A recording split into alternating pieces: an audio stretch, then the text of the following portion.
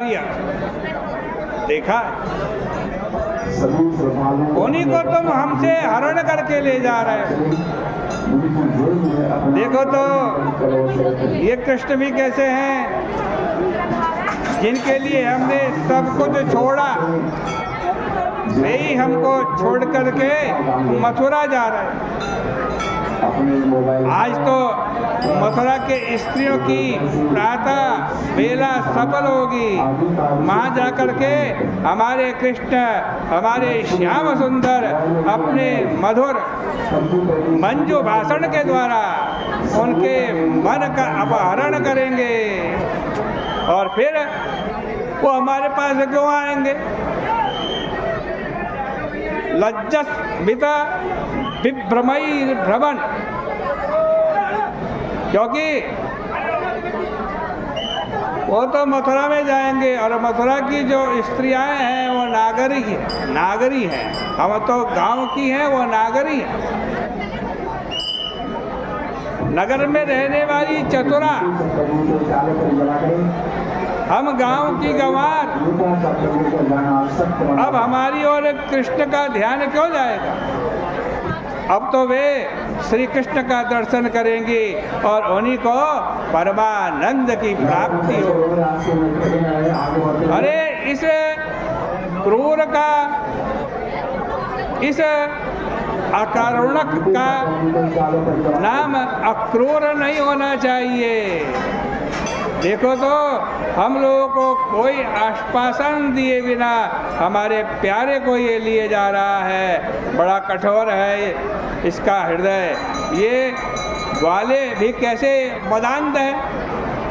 ये कह रहे हैं जल्दी चलो चलो चलो जल्दी चलो।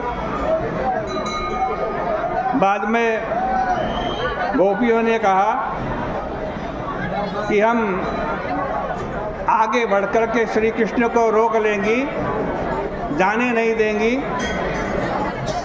हमारे ये बड़े बूढ़े क्या करेंगे। हम तो आधे क्षण के लिए भी श्री कृष्ण का परित्याग नहीं कर सकती। हमने रास गोष्ठी में जिनके अनुराग, ललित स्मित और बल्गु मंत्र, लीलावलोक, परिरंभण से सारी रात्रि क्षण भर के समान व्यतीत कर दी। वो हमारे प्यारे को लेके जा रहा है। हमारे कन्हैया जब गाय चरा करके शाम को आते थे, लौटते थे, तो उनके शरीर पर गायों के खुर की धूल पड़ी होती थी। वे बांसुरी बजाते हुए होते थे और प्रेम भरी मुस्कान युक्त कटाक्ष निरीक्षण से हमको वो देखते थे। उस समय हमारी क्या दशा होती थी। अब उनके बिना हम कैसे रहेंगी। इस प्रकार गोपियाँ लज्जा छोड़कर गोविंद दामोदर माधवेति भगवान को पुकारने लगी, जोर जोर से पुकारने लगी। सूर्योदय होने पर संध्या वंदन आदि करके अक्रूर ने अपना रथ चलाया। नंद आदि गोप भी बड़ी भारी उपायन यानी भेंट सामग्री लेकर के चले।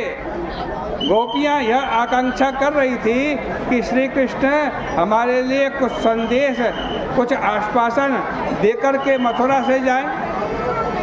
इसलिए भगवान ने उनकी दशा देख करके एक दूत के द्वारा कहलवा दिया। क्या कहलवाया कि सांत्वया मास प्रेमई आयास्य इति दौत्यकई। इसका एक अर्थ यह है कि मैं आऊँगा, जा तो रहा हूँ, आऊँगा।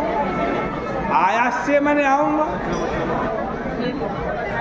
दूसरा अर्थ है कि दौत्यकई, आऊँगा तो लेकिन दूत के माध्यम से आऊँगा, उद्धव के माध्यम से आऊँगा, स्वयं नहीं आऊँगा। देखो जो धर्मात्मा लोग होते हैं उनको श्री कृष्ण झूठ बोलते हैं, यह बात सहन नहीं होती। अतः बोलते समय श्री कृष्ण ने यह ख्याल रखा कि मेरी बात सच्ची होनी चाहिए, और उन्होंने कहा दौत्य कई आयास से, मैं आऊँगा तो लेकिन दूत के रूप में आऊँगा। और इस प्रकार से आज भगवान प्रस्थान करते हैं। आज की चर्चा का यही विराम करते हैं।